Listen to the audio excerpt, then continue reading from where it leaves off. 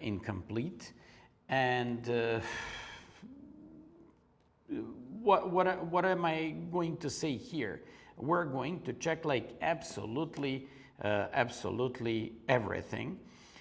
So that's gonna be my attempt to try and to check all these games. And most of these, not most of these games, actually all of these games, I'm just doing without any engine help. Why? Because we just want to make it more attractive. So to somehow implement a human element in those games and to say, okay, they don't see everything. They can also make some human mistakes. We in the commentators room as well. Okay, so feel free to come up with any suggestions on YouTube if you have any suggestions, also your feedbacks. Let's go game by game. Once again, 484 players for the first time in European Championships, record here, and we're so happy that the record is broken in Serbia. Let's go there, and first game, Paravian against Sargsyan. So it's a rile-up, as I told you in the beginning, that we can just expect rile-up. So after a6, bishop a4, knight f6, and here you always have two choices. Either to go with d3, which I call like Svidler's approach with d3 and so on, because Svidler make a great series of videos where he just covered this variation, or to just go with the main line with the rook e1. He opted for d3, so most likely black is gonna go with d6, and afterwards we just have to see will white opt for c3. Actually, let's just sit and wait and to see what is Sargsyan going to do.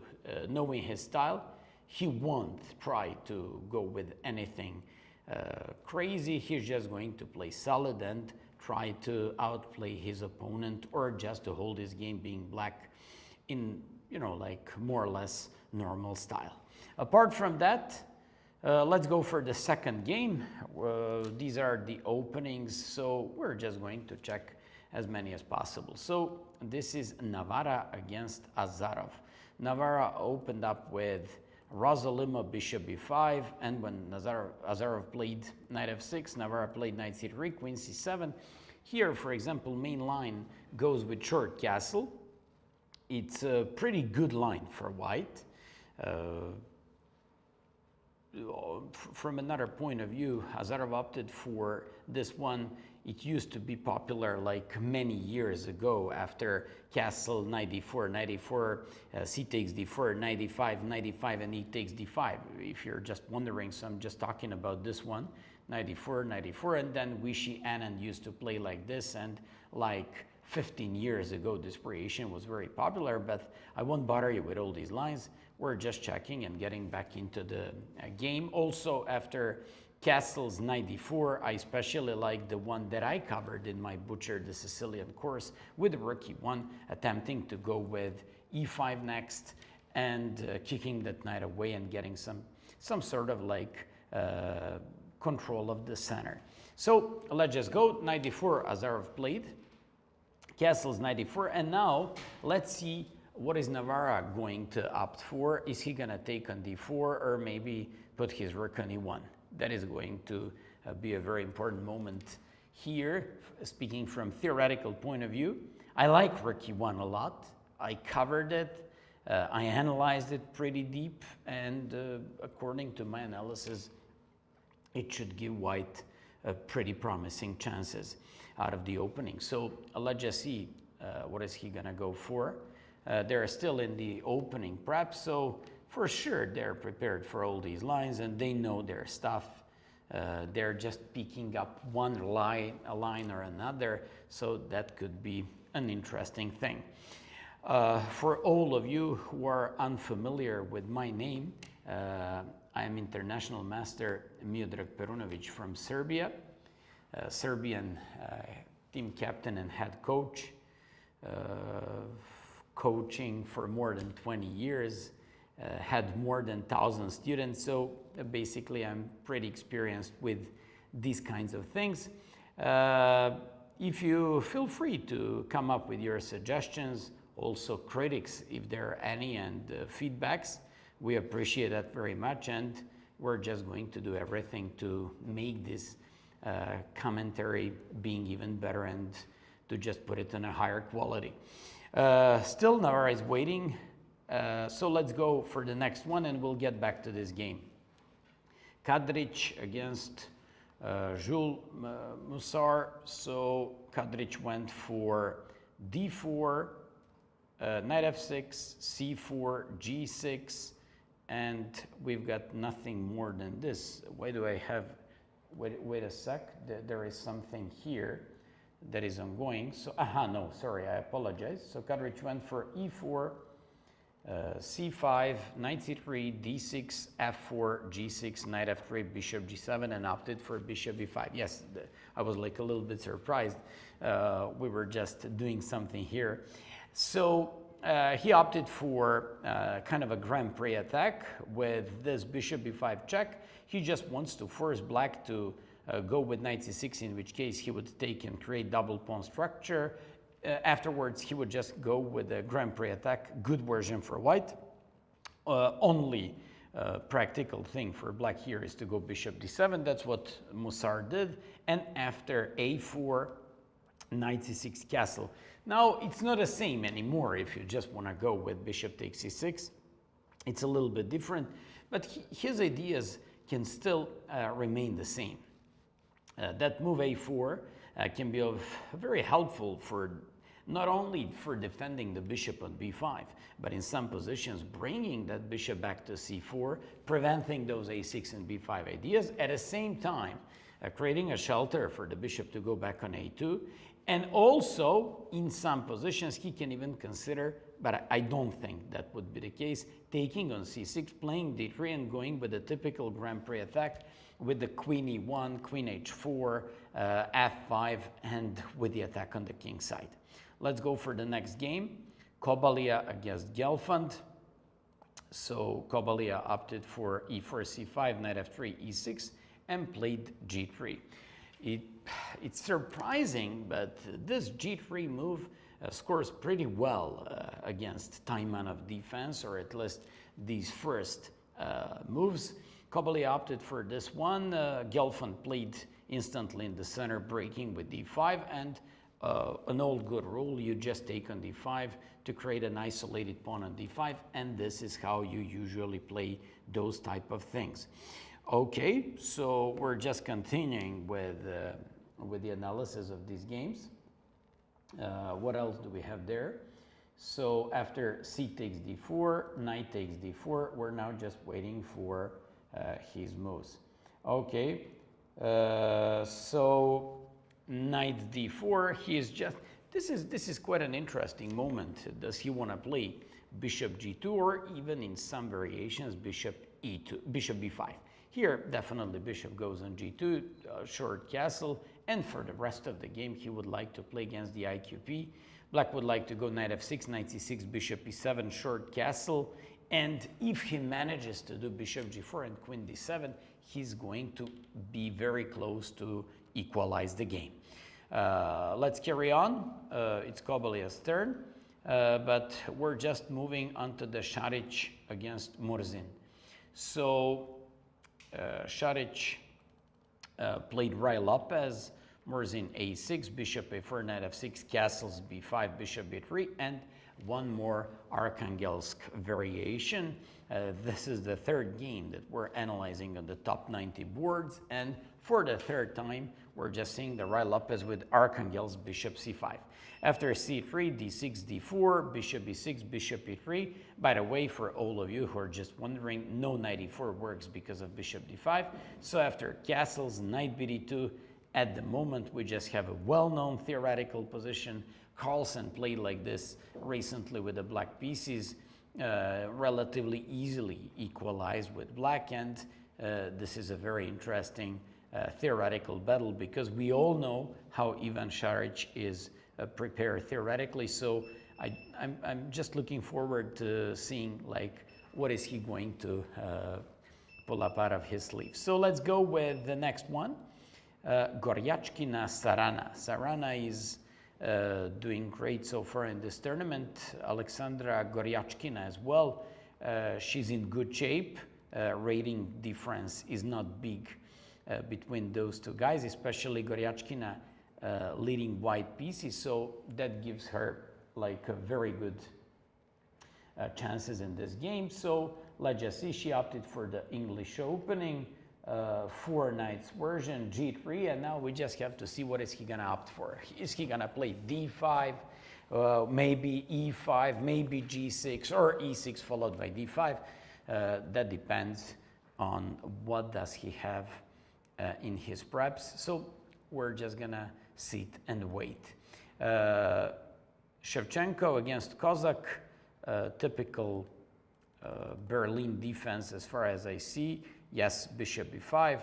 So after knight f6, he goes with d3. He goes with a line where he doesn't want to give his opponent chance to just take on e4 and afterwards play queenless type of middle game. So after d3, bishop c5, he takes on c6. By the way, he cannot take on e5 because of queen d4, of course, and he goes just with short castle. Now he threatens to take knight e7, knight bd2 to keep on and exerting pressure on the pawn on e5 by playing knight c4. But after castles, knight c4, rook e8, bishop d2. Okay, he just wants to provoke at some point some f6, and this is where the game stops here. So we just want to see what kind of plan he's gonna go for. What should be the plan by white in this position? For example, could be to move the knight from f3 somewhere, and after you move that knight somewhere, you just want to go with knight takes d6 followed by f4. So that could be one of ideas in order to open up the f-file, somehow the diagonal for the bishop on c3, and to go with a better king side attack and chances in that position. So let's just see what is he gonna go for. So it's quite an interesting thing. Let's move on to the next game. Leon Levic, young Croatian player who's doing great so far against Yevgeny Nair. Levic is also theoretically very well prepared. He opted for knight c3, so, and Nair went with c6. After c takes, bishop f4, bishop d6 captured and played e3. A relatively equalish type of opening. To be honest, playing this with black pieces doesn't look that bad, because as soon as you exchange the dark square bishops and get a possibility to place your light square bishop on f5, it should be fairly okay from black's perspective. But let's see if he's gonna go with any bishop f5, and could it be done here? I don't see bishop f5, queen to b3. I don't see any special problems for black in that one. And by the way, bishop f5 should be aimed against bishop d3 by white. So that's an interesting attempt. Let's carry on with another game. We're just briefly checking these first top 10, 15 boards and what's happening on them, and then we'll get back to these games and analyze them. So Gumulars against Cheparinov. Cheparinov opted for, against English opening, for e5, g3, c6, knight f3. Why knight f3? He doesn't want to give bishop g2, d5 possibilities. So after knight f3, e4, knight e4, he now goes with d5, but here Cheparinov decided to capture by queen. After knight f6, knight c3, queen goes straight into the center of the board to control just everything and plays queen e5. So after bishop g2, knight a6, a3, knight c5, b4, knight b3, winning the bishop pair, and after queen c1, we're going to check what's going to happen there. Black is up a bishop pair. White is better in terms of development. I like, for example, this type of position. I'm an attacking player myself, but I know how Cheparinov likes to play. He likes open positions with lots of possibilities. Here, it can become like pretty messy, mainly due to these bishops, and I definitely think that this could be like a very, very dangerous position for white if black somehow gets his chances and somehow run initiative. Let's go with the next one. Parligras against Grandilius. Theoretical position from the Slav defense: d4, d5, c4, c6, knight f3, knight f6, and knight c3 after d takes c4, a4, bishop f5, knight e5, e6, f3, and there is a well-known line after you go with e4 where black just sacrifices bishop in order to take first pawn, second pawn threatening queen h4, then taking third pawn, and after knight e4, queen e4, this one, king d2, queen d5, and king c1. It's a theoretical position, well known in theory, with lots of possibilities on both sides, although it's pretty, I'd say, double-edged, because black has those 3 pawns for the given piece. White, on the contrary, he's got a bishop for 3 pawns, although he's got a king in the center of the board. I remember playing last year for chess club Požega, and on the first board we had Sarana, and Sarana played, and the only game that he lost, he was one of the best first boards in the whole competition, he lost in a position like this with the white pieces. I believe it was something like that. So it's pretty messy. What's my point here? That these positions can give like pretty, good chances to black and good attacking chances. So let's go with the king c1. A b5 happened in the game, and now it's Parligras whose turn it is. Also, Nils Grandilius, he likes open positions with lots of possibilities where he can dominate over his opponents by out-calculating them, so it's a pretty good opening choice. Mircea Parligras, from another point of view, he's like a very experienced, good player, also very good at calculation, so this is going to be a good game, and looking forward to seeing what's going to happen there. So Korobov, Titas Stremavicius looks extremely solid for both sides. As far as I see, it was Kalashnikov with early e5, yes, AK-47 here we have on the board. So after e5, knight b5, d6, c4. Probably of all the moves that white can go for, c4 is one of the most solid. It's not that challenging for black players when you play c4 because you just opt for good control of the center, fixing the backward pawn on d6 and getting control of the d5 outpost. From another point of view, your opponent gets like, okay, bishop e6, bishop d3, knight goes back to c3, castles, bishop g7, jumps with the knight, so he can use another knight to come on c3 and get like a pretty good control of the d5 outpost. More or less, all these moves are just well known. White has a bit better control of the center. It's a tiny bit better position for white, and this is going to be most likely a long-lasting game. So let's go to Maurizi against Ponomarev. What I see here is Najdorf in a very, very interesting fashion. So let's go with this one. Marc-Andrea Maurizi, he's like young GM from France, and against Najdorf he played h4. That h4 move, when I spoke to Serbian top players, we were on some preps of the Serbian team in one of those camps. At some point we just realized, and we just said, absolutely anything you can play against Najdorf. So Najdorf is such an opening where whatever you do, it turns out to be playable for white. So here, white just goes with h4. By the way, just to tell you something else, You can play a3, you can play a4, you can play b3, you can play f3, f4, bishop e3, bishop e2, queen d3, queen f3, h3 and h4, even g3. So absolutely everything what you do, of course I don't even want to mention bishop g5, which is the main line, or Sazin with the bishop c4, it works out against neither. This young French kid went for h4. Usually this h4 is aimed against, first of all, he wants to push that pawn up to h6 and to get some kingside space. Second thing, in some of the lines, it's aimed against those side lines where black just wants to go with g6. A typical knight of reaction is e5. That's what Ponomarev did. And after knight b3, played bishop e7. Now he played and went for bishop g5. Reminds me on a bulletproof system with the bishop e2 and bishop g5, where white always wants to give up that bishop for the knight, and afterwards take control for the rest of the game with the knights, especially of the d5 square.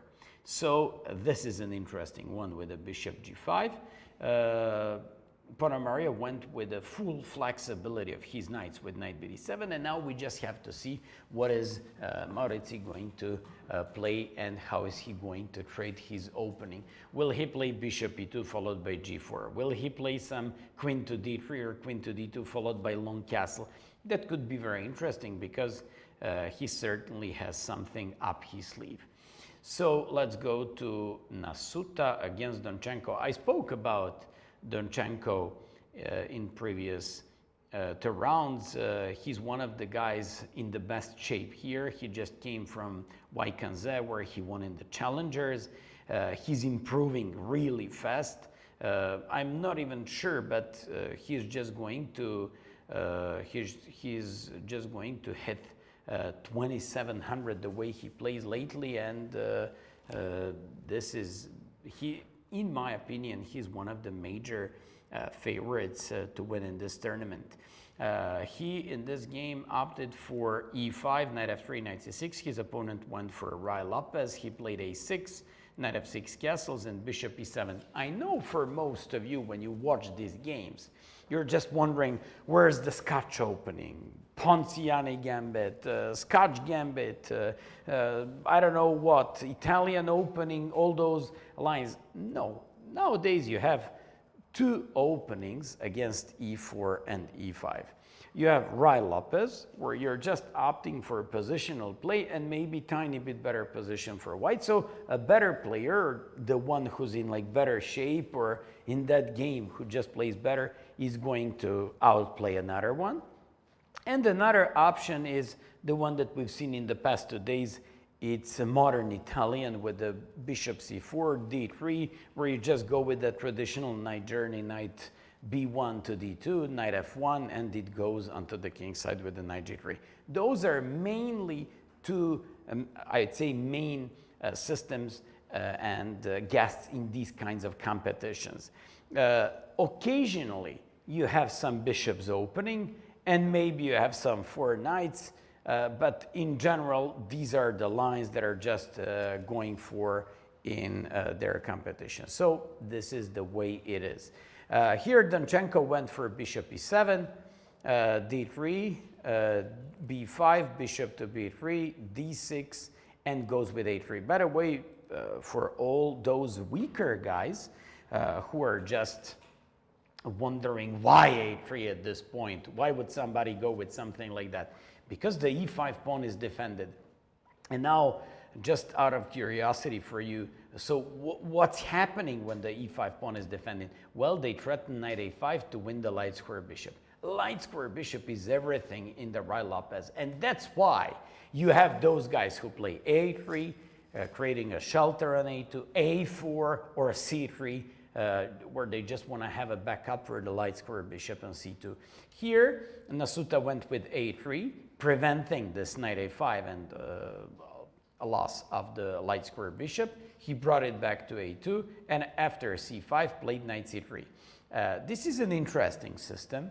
I remember a fantastic game from European Team Championship where Grandmaster Milos Perunovic beat Kantor Gergely from Hungary.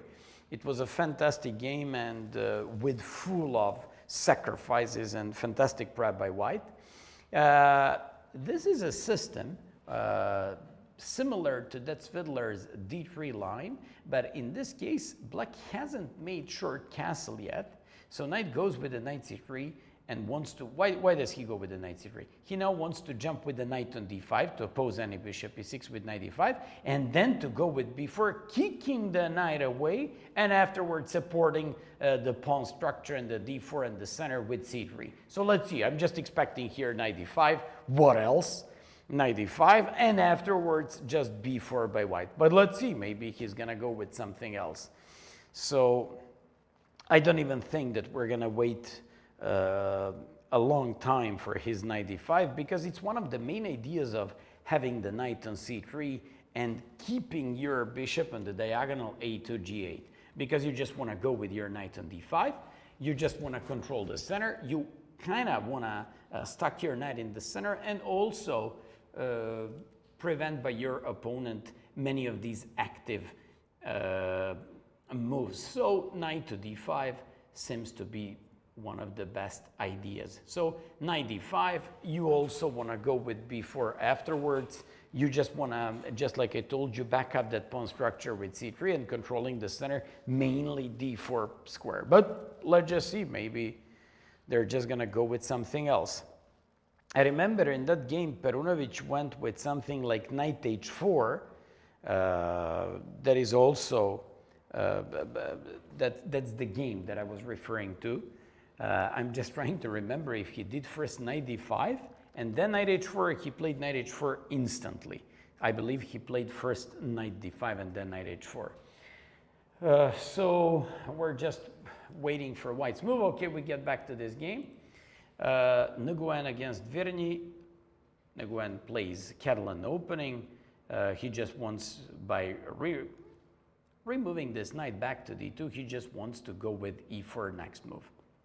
So he certainly wants to go with e4, and that's going to be interesting to see how is Vrnjacka going to oppose his threat with e4.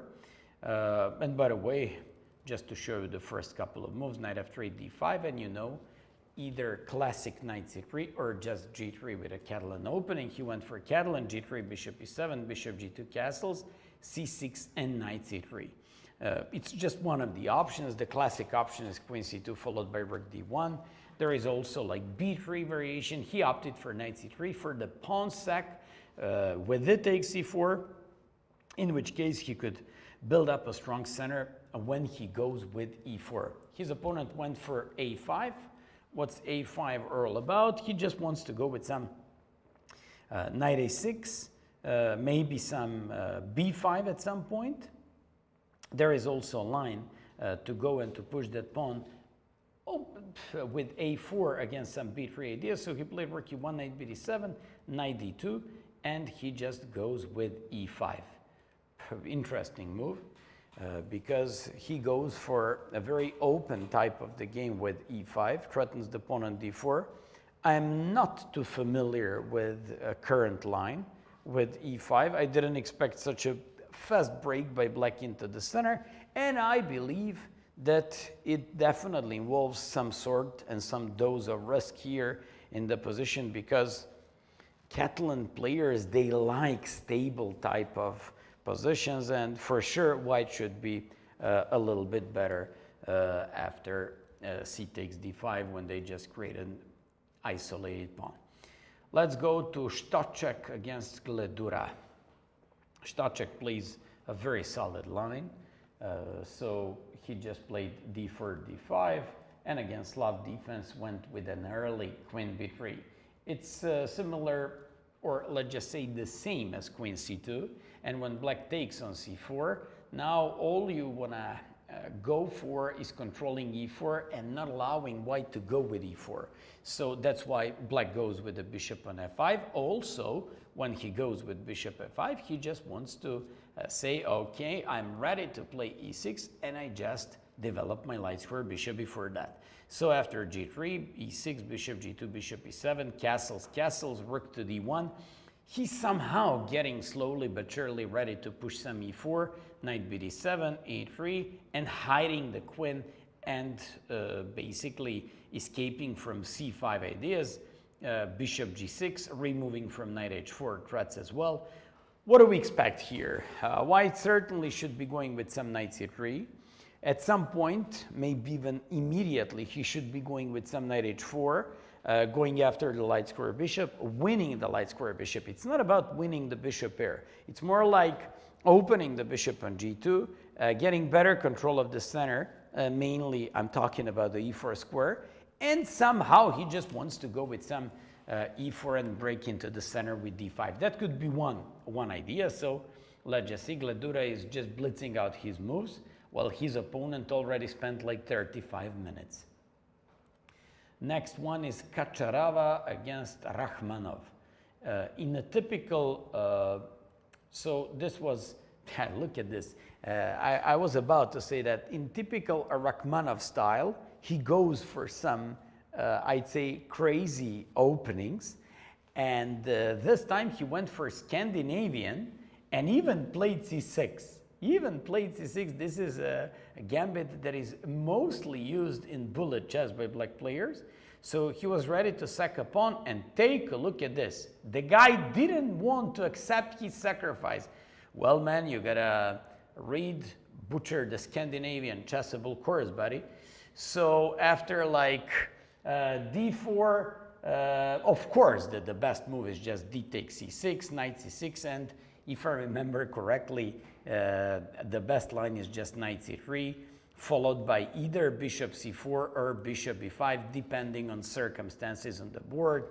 And definitely, if your opponent plays c6 and tries and attempts to surprise you like this, you should be going for that. Okay, so his opening surprise was fully spot on by Rakhmanov. So after bishop d3, he's now forced to play a type of position that probably he's not too familiar with. So he goes for Fischer's favorite exchange variation against Caro-Kann, bishop d3 to prevent bishop f5, h3, which means that he wants to develop his knight on e2 and to prevent bishop g4 ideas. And after knight c6, he now goes with c3, e5, and Rakhmanov went for one of the most aggressive approaches by black, where he attempts to even attack his opponent with an IQP. Although Kacharava played queen e2, queen e7, and plays bishop b5. Makes perfect sense, because he should be okay with an opening like this, because he's happy to keep on trading pieces, mainly due to the fact that Rakhmanov is forced to defend an IQP type of the game. So this is going to be a pretty interesting game. We don't know what is he going for in this one. If he takes on b5, queen takes b5, maybe some knight c6 check. In that case, queen e2 is a possibility, also knight e2. So it's quite an interesting moment of the game. Let's go with the next one. So Shant Sargsyan against Korkolos Arditis Stamatis. Oh my goodness, I have so many troubles to just read his name. So Sargsyan, so d4, d5, c4, a6, knight f3, and a6. a6, I spoke about that variation. It's even better and works even more efficiently for black players with the knight on c3, because with the knight on c3, they just want, when they play a6, they just want to take on c4 and try to defend the pawn on b5 by defending it and by playing b5. Although after bishop g5, that's just one of the options here. So after bishop b5, bishop e7, bishop takes e7, knight e7, knight bd2, castles, rook c1, knight to d7. Sargsyan played a3, b6, c takes, and knight takes. It's another very interesting possibility by black. He just takes by knight. He didn't want to take by pawn, which means that he wants to play bishop b7 and break in the center with c5. He's not afraid of a possible strong center by white, where he just goes with e4. So this is going to be another pretty interesting game, even though the dark square bishops are off the board. Nijat Basov against Yilmazerli. So let's take a look at the game. Yilmazerli played ready opening, then he switched into the English opening, 4 knights g3. We've already seen it today in Sarana's game. We've been waiting for Sarana's reaction here, but he still hasn't made a move when we quit that game, so we're gonna get back to that game in a few moments. So d5, it's one of the main options by black and certainly one of the best reacting in the center. And Yilmazerli goes with d4. If you remember, Kramnik used to play like this with white pieces.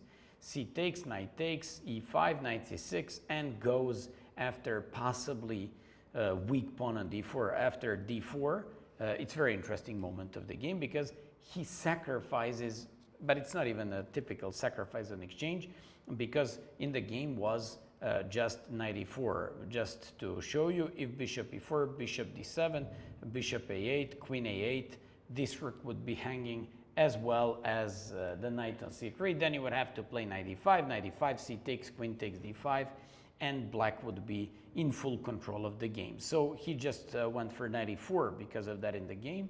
Bishop e4, bishop d2, rook b8, and we have current position. I believe it's with mutual chances. Kovalev against Garibian Mamikon. Okay, so Kovalev managed to win yesterday a pretty difficult game against Sofer from Israel. Here he goes for Rai Lopez, plays bishop a4, castles, and opts for d3. It's very interesting. Today we've seen 4 games in Rai Lopez, and all these guys went with d3.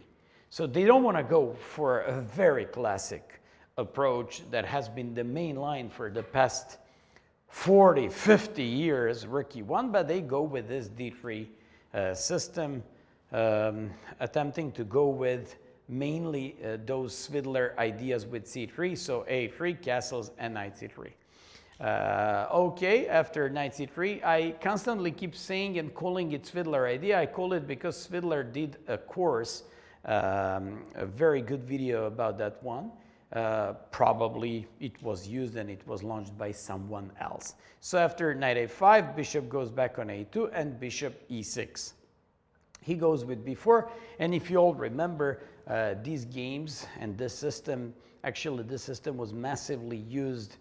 First of all, I remember a fantastic game Baronian, but second thing, I remember that someone else played it against Carlsen, and it was a very complicated game. So this b4, what's the point of this one?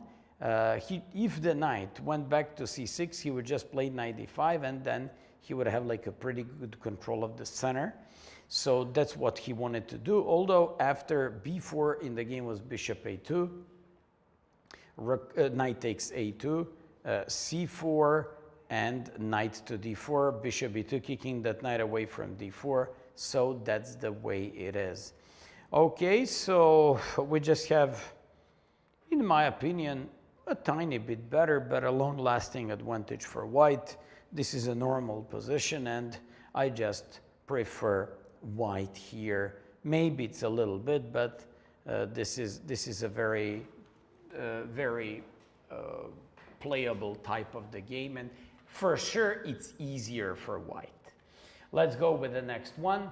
Sabino Brunello against Rasmus Svane.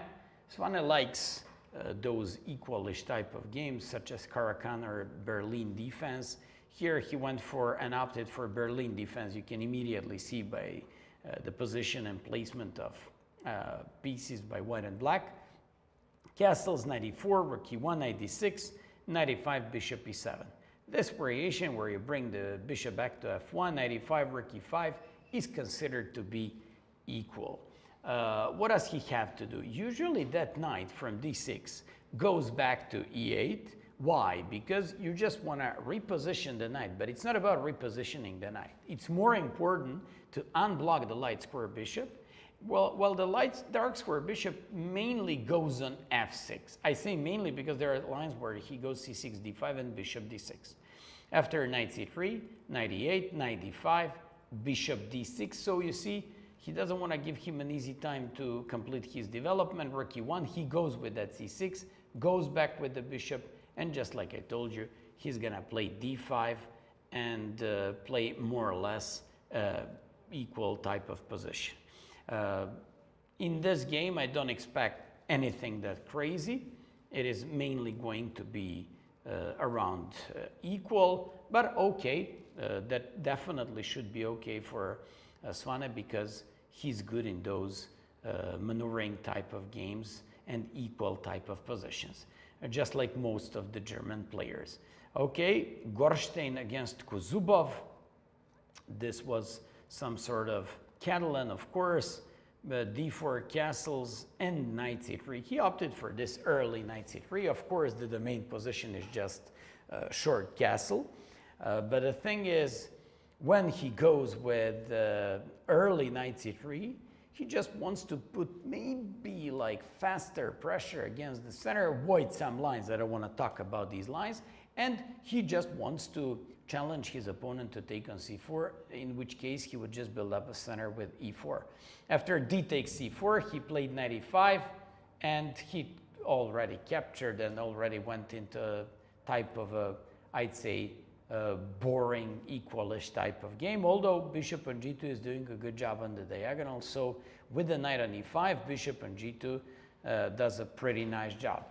Let's be honest, they're just going to play another drawish type of the middle game here. Gorodetsky against Varmerdam. It's a very nice game by Varmerdam yesterday against Olga Badelka. You could have seen he posted on Twitter tactics that he's missed. I also missed the tactics. Everyone actually missed the tactics, and during the stream and the broadcasting, somebody just said bishop d7. And I was like, wow, does it really work? And it does work. It's a very lovely combination, and Varmerdam even missed it after 40 minutes of thinking. He wasn't even thinking about that idea. But okay, for all of you who are unfamiliar with what I'm talking right now about, you can just check his game from yesterday. This was Alepin, Sicilian, knight f3, knight c6, c3, e5, knight e5, bishop c4, bishop goes back to b3, and he went with the queen e2, capture there, and we now just have to check this opening. What is very interesting trend in this European individual championship? So far, we've seen like 90 games yesterday, 90 games day before yesterday, and nowadays, actually today we already saw like 20 more games. Out of those 200 games, we've seen that most of these GMs ranged from 24-50 to 25-50. They opted for Alepin defense or Alepin against Sicilian opening. That's very interesting. Alepin was very popular like 20-30 years ago. I was willing to say not anymore, but that's not a case because they're still going for it. So it's gonna be very interesting. I just have to see also some stats. How is White performing with the Alepin defense in this tournament? I just remembered that someone higher rated beat up the White guy. Here, Varmerdam is also better than this guy Gorodetsky, but Gorodetsky is doing good. He beat up and he made an upset yesterday. I forgot the name of his opponent, but he's in pretty good shape in this tournament, so let's see what's gonna happen there. Next one is just Gokirkan against Darda. Okay, a typical 4 knights opening, and after d4, he takes bishop before main line, knight c6, b takes bishop d3 to defend on e4, and rook e8. I remember Vishianen launched this rook e8 idea, and he played it in a couple of his games. It's just one option. The main one is just d5, and both of these moves, whether you play rook e8 or d5, they're just classic. Main line is just d5, he takes, bishop g5, you go with c6, and when they go queen f3, you can bring the bishop back to e7. That's one of the main lines. You can also play h6, that's another line, but this is just the main line. Although that didn't happen in this game, and this guy just went with rook e8.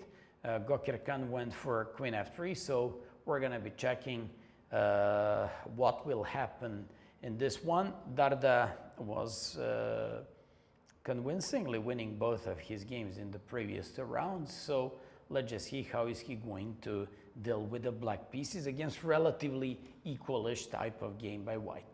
Let's go with the next one, Eltai Safarli against Thomas Kraus. Safarli is extremely talented player. He's always creative when it comes to his openings. I definitely think that that guy was in the club of 2700 GMs.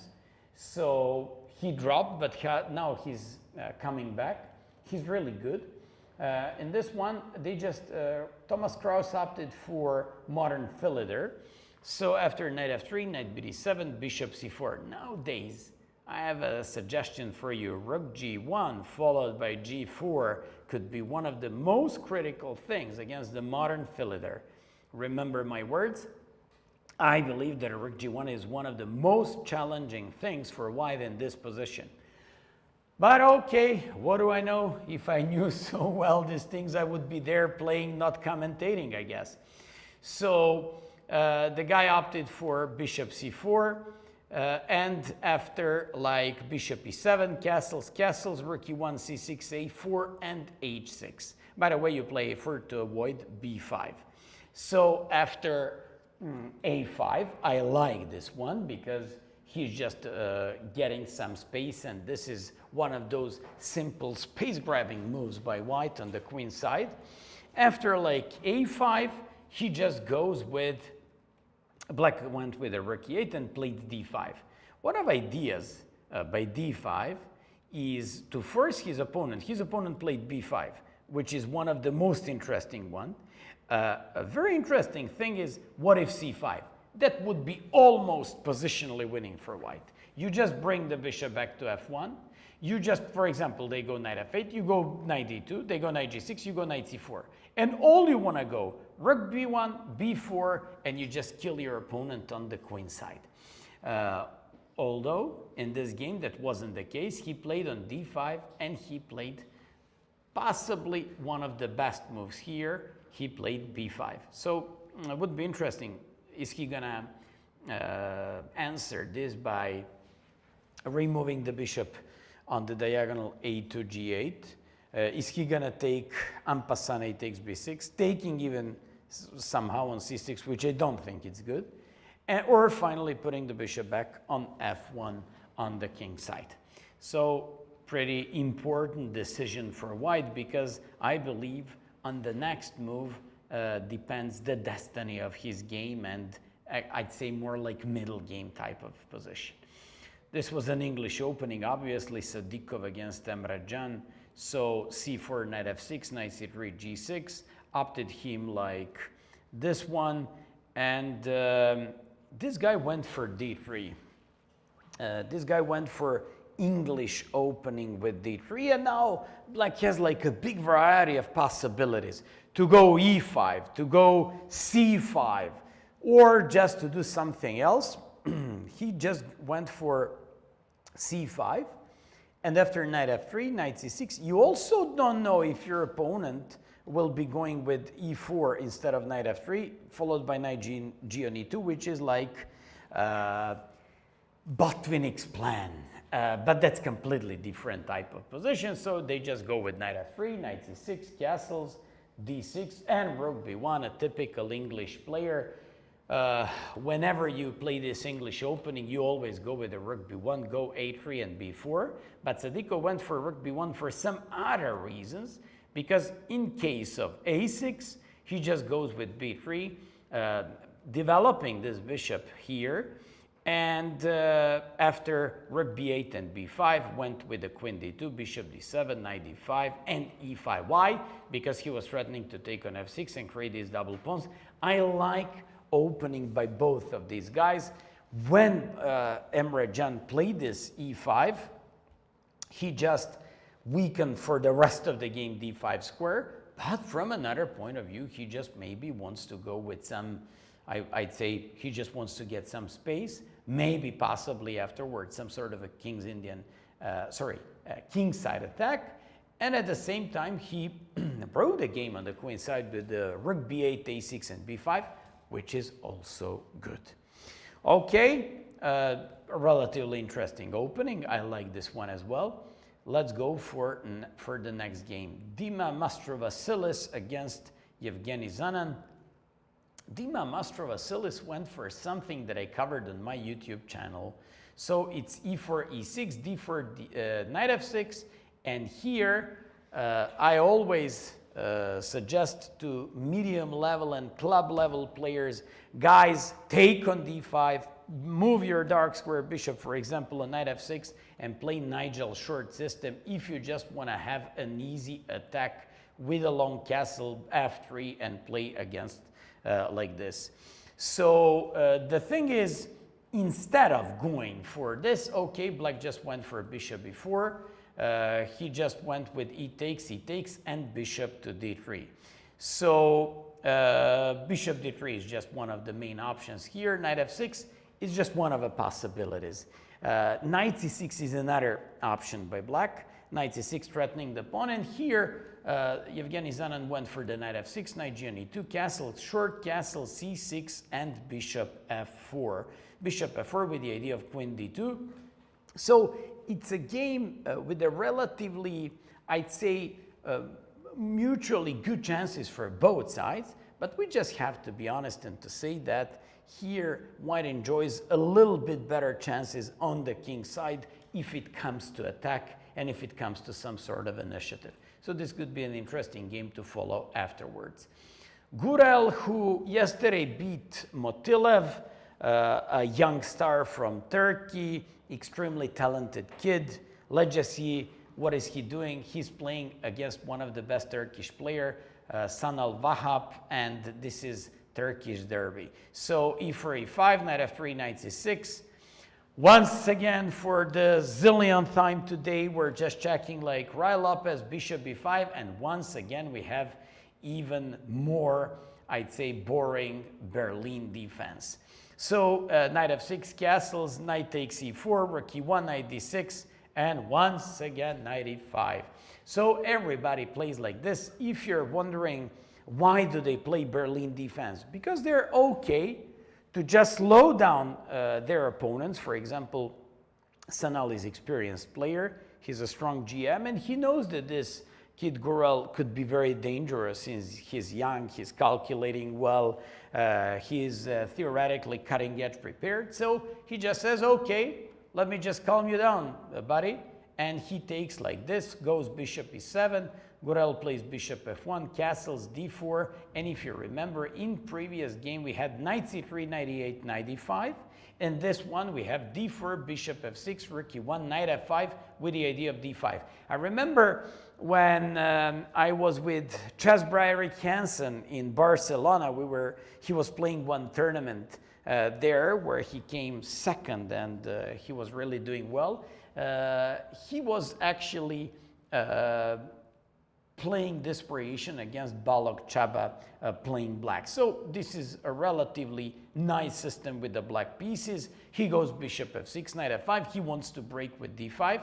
Gurel plays c3, d5, bishop f4, and just like you see, more or less normal type of the game, prevents knight f3, bishop d3, bishop f5. I believe we're not going to wait so much, and they're just going to, this is gonna be draw. I can't say that they're going to do anything like, but it looks like pretty drawish out of the opening. They already swapped off like a pair of minor pieces, bishop and the knight. So what can we expect but possibly draw in this game, because it really looks equal. Asadli against Ibadov. This is an interesting for you. Another Berlin defense. No, actually this guy went for a6. Now he went with knight f6. Asadli went for knight c3. After bishop e7, he now took on c6, played h3, and he opted for positional treatment of this opening. But take a look at this one. He went with d3, and after that, he goes with a4. So once again, that space-grabbing idea with a4, preventing some b5. And after bishop d6, He goes back with the knight on d2, and what is he trying to do? He tries to jump with the knight on c4 to remove the dark square bishop from controlling f4 and break on the king side with f4. That's how you play these positions. Why do you play knight e2, knight c4? Because you want to remove your knight, you want to jump with the knight on c4, take that bishop on d6, break on the king side eventually with f4, and white should be a tiny bit better in those type of games. That's the thing. Maritrosian against Akhmadzada. Maritrosian is the second highest rated guy in the tournament.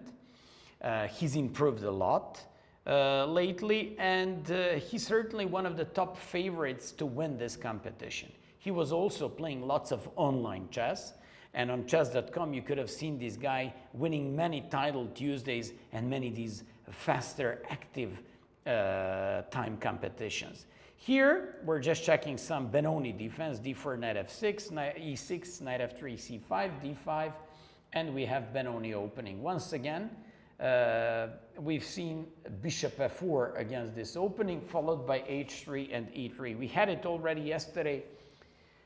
Yes, Maxim Rothstein played against international master from Serbia, Stankovic, and they drew the game. Maxim Rothstein absolutely opted for the same plan, and just like I told you yesterday, this variation, like 10 years ago, was considered to be one of the refutations, not in a classic sense of that word, but that gives great chances to white players. Well, that's not a case anymore, and nowadays Black just found some reasonably good ways of trading this opening. So after like b6, knight e2, knight e8, bishop e2, knight d7, queen e7, a4, knight c7, typical maneuvering by Black.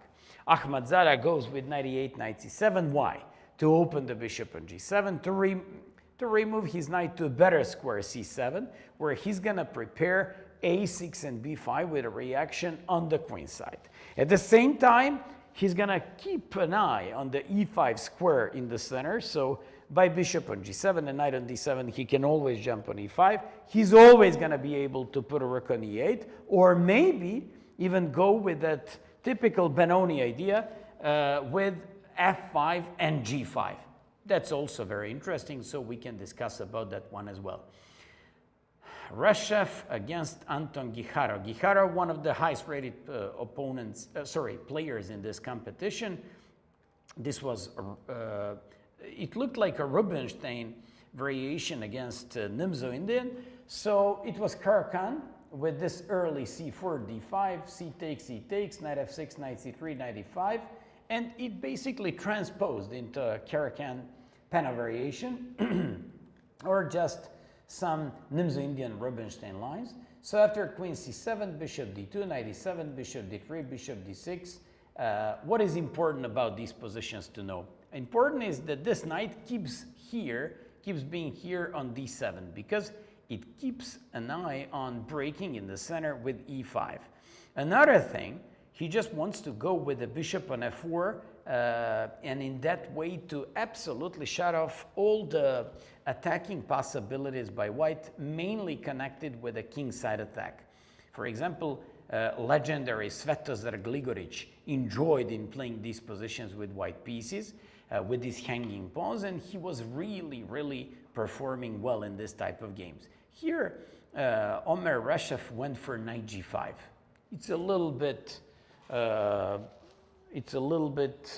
okay, it looks terrifying for Black, but of course, it's nothing that special.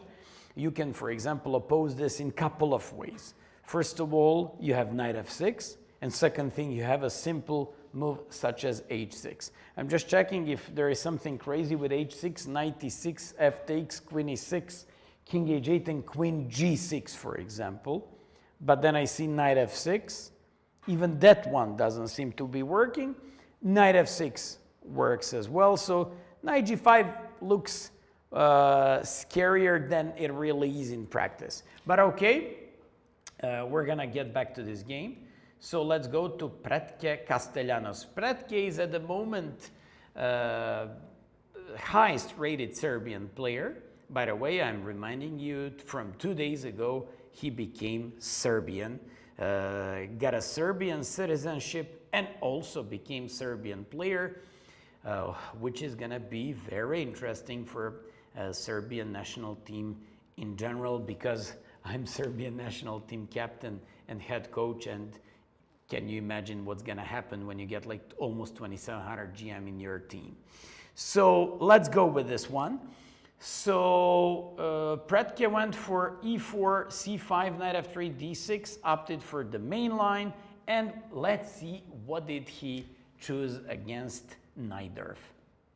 So many games in this competition we have Najdorf opening by black, and that's a relatively good option by black. They just go with the Najdorf opening. They just go with a6, a6. I mean, they just go with the Najdorf opening because it's one of the highest rate scores and possibilities for black to win, to actually score the win and the full point with the black pieces. So if you're always looking for something aggressive with the black pieces, probably Najdorf should be your opening choice. Pretke goes with the positional bishop e2, e5, goes back with the knight on b3. If you remember, we had a guy who yesterday played g4, followed by h4 and rook f1. Here Pretke went for castles, and king h1. If you remember, this variation was popular like 20 years ago. I remember Wishy Anand played this king h1 followed by f4. Michael Adams also went for this, and this is absolutely positional approach by white players. Why king h1? Because they just want to avoid some checks along the a7 g1 diagonal. Why else? Because they just want to go with f4. Why else? Because in some lines they want to go even with g4, g5, rook g1. So that's a very deep positional line with lots of understanding involved in it. And after like rook e8, which is not one of the most common reactions by black, he went with f4, played b6, captured an e5, and played bishop g5. Just like you see, Pretke is okay. I don't want to say he's happy, but he's okay with trading the queens off in this position. And now he says, okay, buddy, you didn't want to trade the queens off. Let me just keep the queens on the board, go with my rook on d1, harassing your queen on d8, and go with the queen either on h4 or g3, and possibly he wants to build up some sort of the kingside attacking chances. Okay, I just want to tell you one more thing here. Castellanos, good player, good friend of mine, so let's just see how is he going to opt and play against this positional, but at the same time aggressive approach by Alexander Pretke. Okay, how many games we've seen so far? I believe it's a big number of games here. So we've seen first top 31 board. Let's just take a look at Kovacevic is also Serbian, and Injic as well. So let's take a look at top 36 boards, and then we're gonna make first break.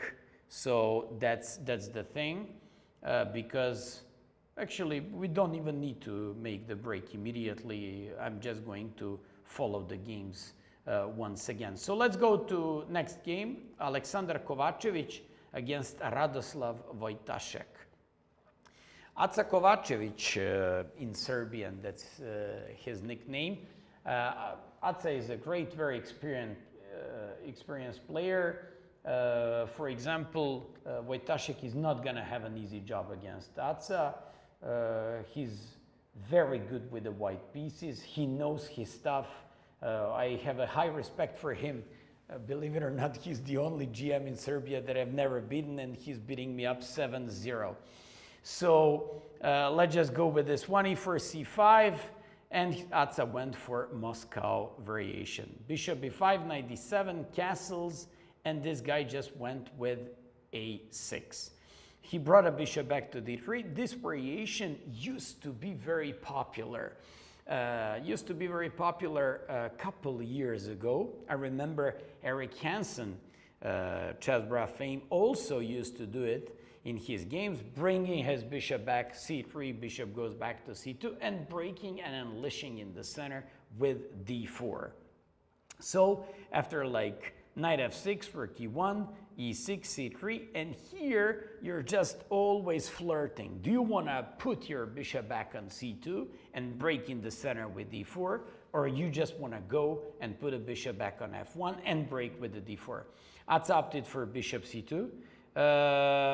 So after like a4, bishop e7, d4, c takes, castles, a5, and he's just taking control of the dark squares and of that game as well. So this is the thing.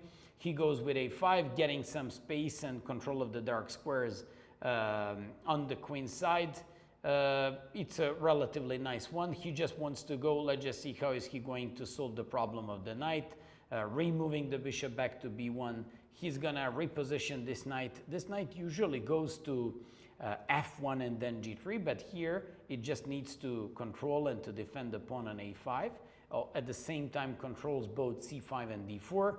It's doing a good job. Queen b8, bishop d2, bishop f8, queen e2, queen a8, and it's just an okay type of the game. So Wojtaszek likes to play these positions with lots of maneuvering involved, so white is a tiny bit better because he's possessing a little bit more of space, and that's like what I definitely think is like very, very nice in this position. Okay, let's go for the next one. So in this one, position is roughly equal. Okay, with a bit better chances for white because of space, and I wouldn't mind being white in this type of position. Let's go with Yasipenko against Kozakovsky. So Yasipenko went with d4, knight f3, d5, knight c3, and Ragozin opening. Just like I told you in the previous couple of days, Ragozin is very popular here. Almost all these guys either go with Ragozin opening, and in all these Ragozin, or actually most of these Ragozin openings and games, we've seen queen a4 check here. That's exactly what Yasipenko did. So it forces the knight on a bad square c6 because it has to defend the bishop on b4, e3 castles. And now we've seen a young Damjanovic played against Sargsyan a3, which is not one of the best moves in this position. And Sargsyan yesterday played queen c2, and here Yasipenko goes with bishop c2, queen c2 as well. After rook e8, bishop d2, bishop f8, a3, h6, c takes, bishop d3, bishop g4, castles. Why does he give an option to black to take on f3? Because it's one of those positions where if your opponent he played queen c8, but let me just explain this one. If your opponent takes on f3, for example, instead of queen c8, you just recapture like this, and no matter what he does, I'm just gonna make something random, like bishop d6 or whatever, you just go with a king h1 followed by rook g1, and then all of a sudden you have an open file. You just double your rooks on the g file and go for the king side attack. So that's why he's not afraid of giving it up for breaking his pawns around the king. So queen c8. Possibly an interesting move here could be king h1. Because it just prepares for that bishop f3 idea, but also he can also go with something like removing that knight, but h4, I don't see anything else, or maybe just going with knight e1 or a thing like this. Okay, so let's go with Etienne Bacrot against Andres Souza. Bacrot with white pieces, always extremely strong. He went for the Ratti opening, now transposed into a Catalan, but I'd say half Catalan because he played b3. Now when you play c4, it's one of the main Catalan positions. This guy opted for close Catalan. It's also a very interesting tendency of black players facing Catalan. Most of these guys go with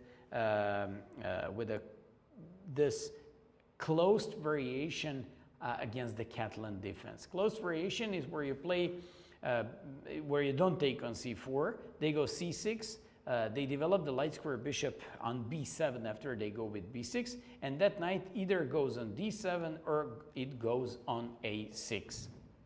So after like a knight a6, rook d1, queen c8, bishop b2, and this is a very interesting position. Okay, white enjoys space, and I absolutely have no doubts that he's going to increase pressure on the black player, because with this knight on a6, this variation for white has to be considered good. I just seen some commentaries about the king h1 being premature in that against that knight of defense. Just like I told you, king h1 avoids some checks. Whenever you want to play and break in on the king side with f4, you always should move your king to h1 in order not to blunder some checks. So it's more like prophylaxis in chess, as well as attempting to go with some crazy lines with, if they go with h6, to go g4, g5, and then to double your rooks on the g file and to go with the attack like that.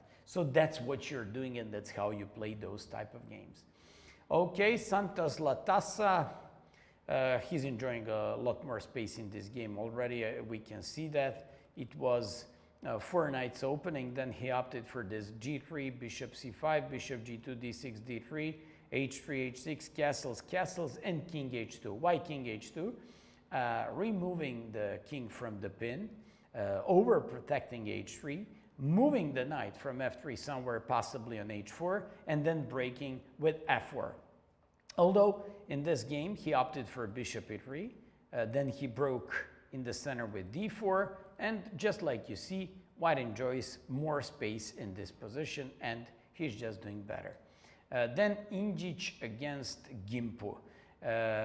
Injic, one of our Serbian main hopes in this competition, played his favorite first d4 move, played Queen's Gambit Orthodox. This guy just opted for knight takes d5, which goes into some sort of like semi-tarash. So after he goes with e4, knight c3, b takes c5, plays rook b1. This is the second game that we're just checking this rook b1. It's aimed against c takes d4 and bishop b4 by black, as well as going after the pawn on b7. So you're going to have like lots of difficulties with playing those positions. So after bishop e7, knight f3, castles, bishop c4, queen c7, queen e2, a6, bishop goes back to d3, knight d7, and a4, he breaks on the queen side. Absolutely normal position. Definitely these clocks are not right, because it says that Injic didn't spend a single minute. Actually, he added 1 minute on his clock, while his opponent is left 12 minutes. That's for sure not the case, I guarantee here. We've checked like first 36 boards. We're gonna check more afterwards. Let's get back to the first games, to the top boards. Paravian against Sargsyan. We've already checked what was happening there. It was one of those Rai-Lopez games where he played d3, bishop a3, a3, bishop a2, c5, and he went with the knight h4. He went with the knight h4. I believe that happened in the game of Perunovic and Gergely. If you have a chance, take a look at that game. Fantastic win by white. And even from theoretical point of view, that game was so good, inspiring, and important at that moment. Here, Sargsyan went for a c4, knight f5, bishop f5, he takes d5, and bishop g5. Okay, so after bishop g5 castles, he captured on f6 and decided to go with queen f3. Threatening on d5, e4, d takes, bishop c3, queen c3, d takes e4, rook d1, queen b6, and if you ask me, white is not enough challenging black.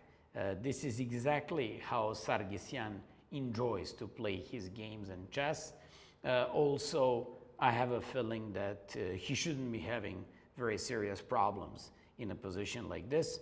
Although, let's be honest, when he plays, when white plays b3 and opens up the light square bishop, he won't have a single problem in the game. So this is more a game, more or less game that is around equal position. Navara Azarov. Navara played at Rossa Lima, and after knight f6, knight c3, queen c7, castles, he opted for rook e1, the one that I covered in my Butcher the Sicilian course. After a6, bringing the bishop back all the way to f1, and knight g4. Here he played e5, fantastic, knight f3, queen f3, knight e5, queen e4. For example, in my analysis in the book, I covered queen h5, and I remember I enjoyed in this position so much because when the knight goes on g6, you now just sack the pawn on d4, and when they take, you just now go with the knight d5 and go all in. For some reason, he didn't want to go for that. I'm pretty sure he was familiar with this one, but somehow I really enjoy in queen h5 position for white in this situation. Maybe it's even immediately knight d5 and then d4, but doesn't matter. White is the one who's possessing a great initiative with the white pieces, and I believe it's very, very difficult from practical point of view position for black. Although Navarra probably knows better what he's doing, so he played queen e4, d6, played d4, knight d5, took on d4, and played f4. So he's got his own things. This guy Azarov is known as a player who's always very well theoretically prepared. He knows his openings. He knows them pretty sharp. So here, just like you see, clocks, I'm once again not sure about the clocks themselves and are they fine or not. But the thing is, Navarra is definitely opening up the game and trying to exploit the position of the king on e8. It's okay, it's very interesting. Let's just see, can Azarov find something like e takes d5, f takes, d takes, and whether rook or queen takes, bishop e6. That could be a critical continuation here. But we shouldn't be guessing. Let's just go and jump on to the next games. Kadric is doing better and better in that Grand Prix type of the game. He played a4, castles, played d3, and after e6 played e5. It's a typical way of bringing the knight all the way to e4, and if he jumps with the knight on e4, he would be controlling the dark squares, and d takes e5 shouldn't be working there. After knight b5, a takes, Musar played d5, Kadric now plays d4. He's very good in these systems.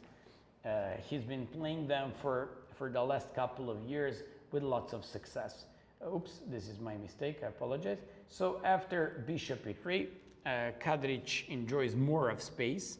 Somehow I feel that the light square bishop isn't doing the best here on d7. It's pretty restricted. Bishop on g7 is just, you know, like hitting the pawn on e5. And I am not too, I definitely think Kadric enjoys not only a lot more space, but also his pieces are just better placed. Okay, let's go on the next one. We have Kobalia against Gelfand. Kobalia against Gelfand. So last move by Gelfand was a5. I like it. It's a type of typical way of chasing the knight from the edge of the board and just getting some queenside space. Absolutely a lovable type of position for black because he just wants to go with a4. He just wants to take advantage of afterwards of queenside, open b file, and this just looks okay for black. I'd say that Gelfand doesn't have any problems in this position, and he's doing not relatively fine. He's for sure maybe even tiny bit better with the black pieces already. From practical point of view, of course. Šarić against Murzin.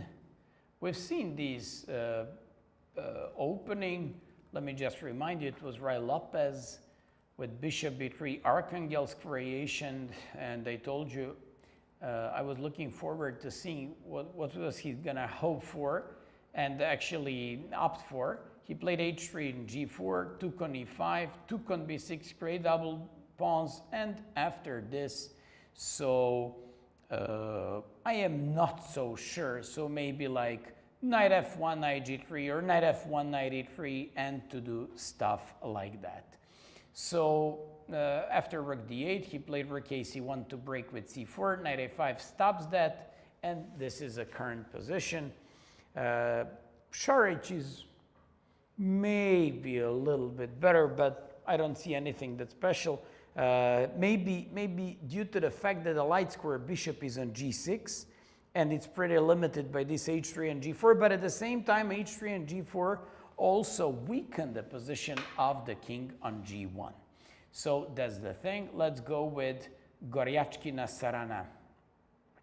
Sarana just opted for these 4 knights in the English opening, bishop g2, bishop g7, d4, captured and played h5. He's always cutting edge prepared. He always has these aggressive systems with both white and black, and take a look at this move h5. It's not anything that new, but it's always very creative when you come up with these kinds of moves in these positions, because he doesn't want to play like a regular type of position. He just wants initiative immediately and right after the opening. He goes with h5, wants to break with h4. Vrnjacka puts the knight back on f3. He goes now with d6 and plays bishop d7, rook c8, queen a5, and after queen d2, bishop f5, b3, knight e4. He threatens, actually he's not threatening at the moment anything. He just played bishop e4.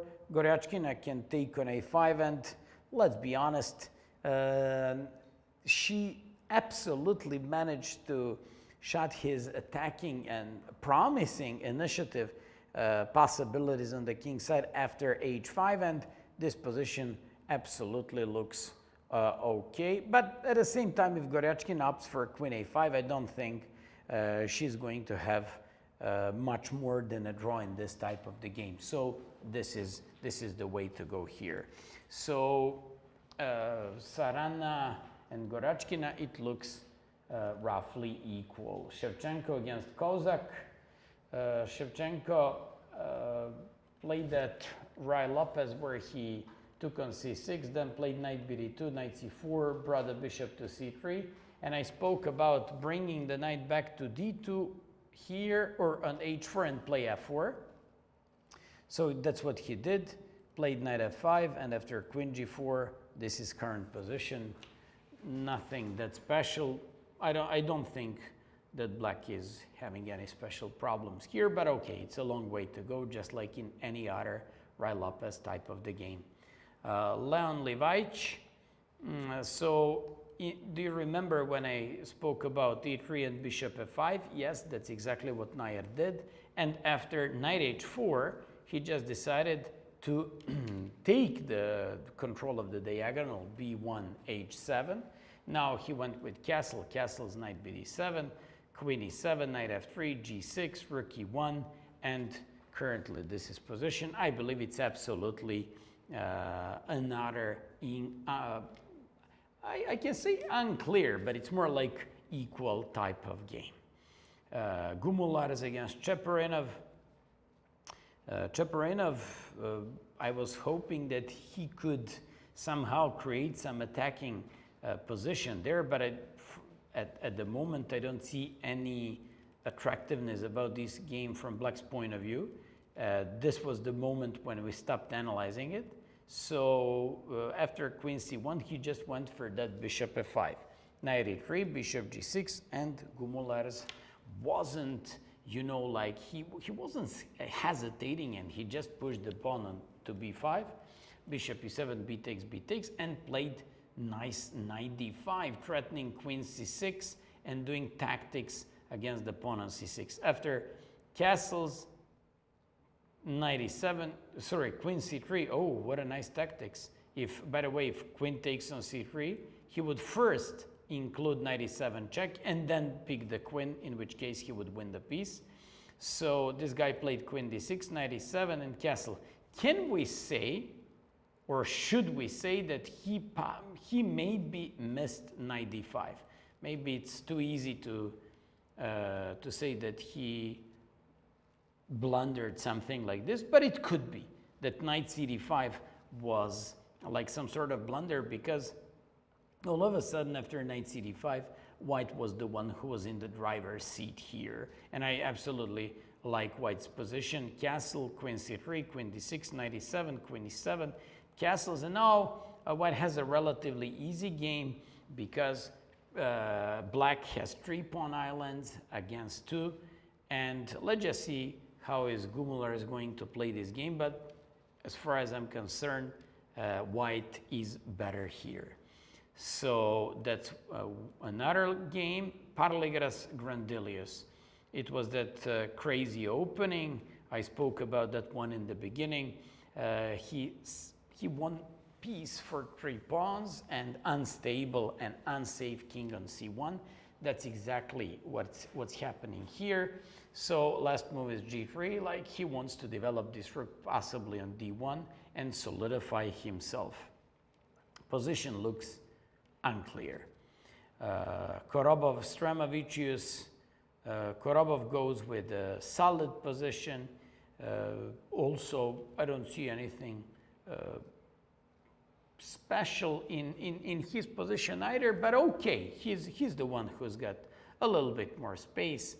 There are like some, let's just say at first glance, structural weaknesses in black's game. I mainly talk about the d5 and maybe the backward pawn on d6, but there is no way, and he's not even trying to take advantage of them yet. So unclear game. Maurezzi against Ponomarev. That was interesting opening. Let's once again get back to that game. It was neither with h4 when the guy played e5, knight b3, bishop e7, played bishop g5. And after knight b7, he decided to play on both wings, h4 and a4. So after like this, h6, bringing the bishop back to a3, b6, and went with the bishop c4, controlling the light squares, mainly d5. Here he brought a knight back to d2, and you know what? His knight on b3 wasn't doing anything. Couldn't move to a5, c5, d4. So that knight usually goes back, and that's what he did here. After knight c5, he just decided to take and to go with a queen f3. It reminds me on those older games where of Boleslavsky and these guys, where they just decided to go for this bishop c5 and to take control of the light squares like this.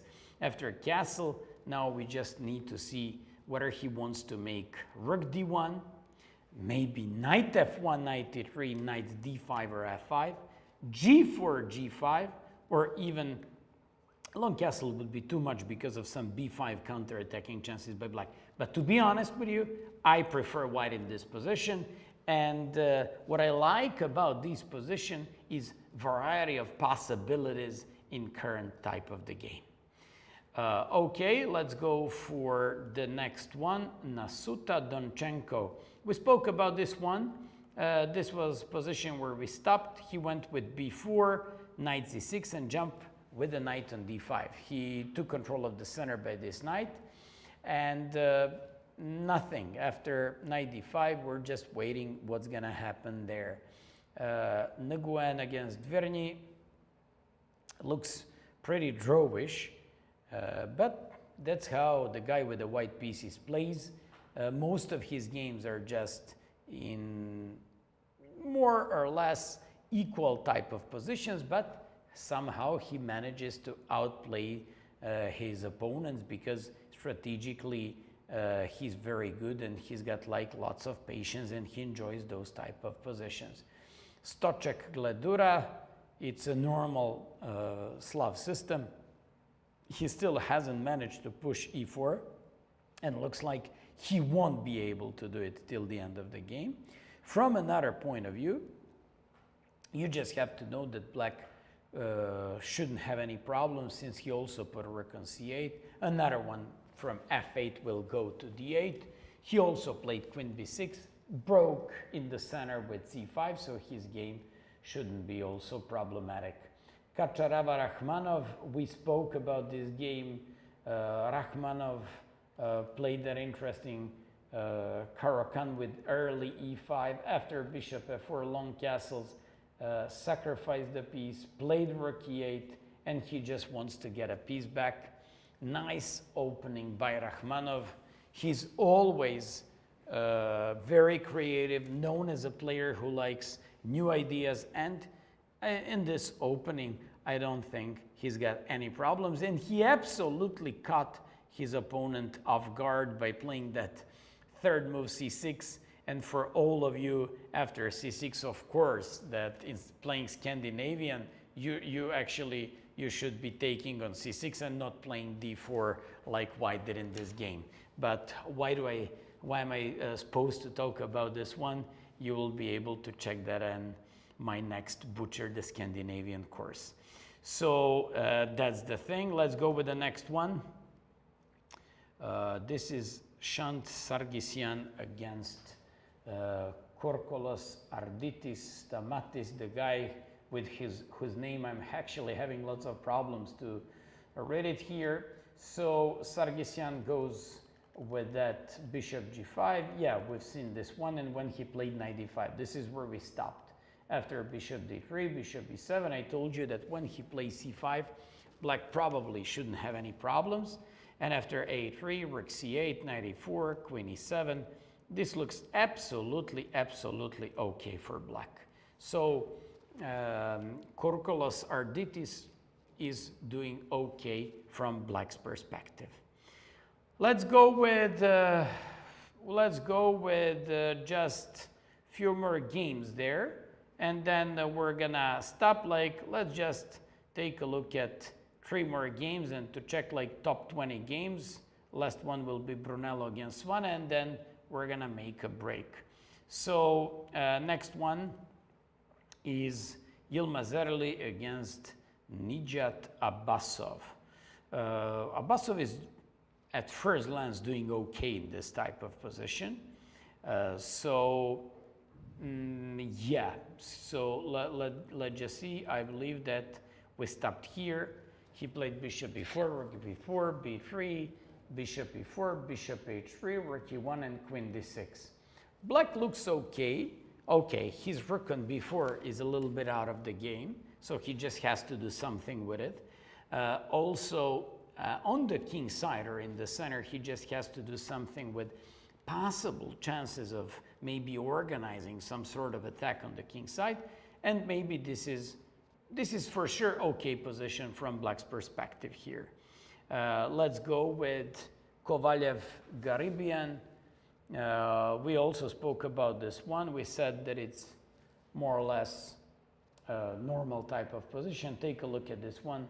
I definitely think that Kovalev maybe, even though it looks like a position where black doesn't have any problems, Kovalev is good in solving these practical things over the board, and I don't think he should be having any special problems there.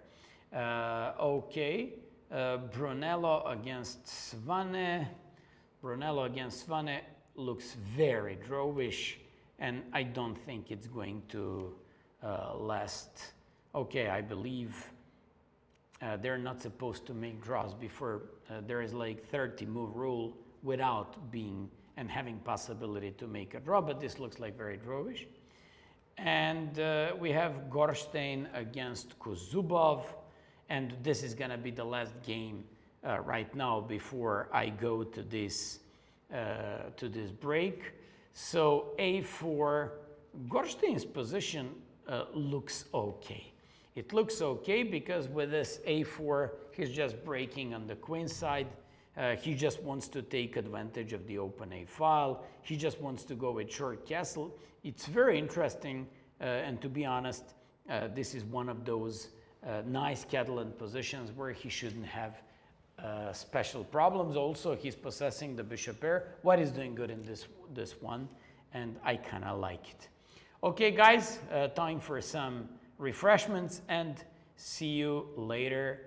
And we're just continuing with analysis. Bye-bye.